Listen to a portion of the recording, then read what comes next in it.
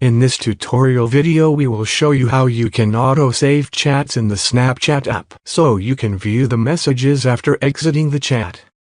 First, make sure that you have the latest version of Snapchat installed on your device. Then open the Snapchat app. Go to our chats. I'm going to send a message.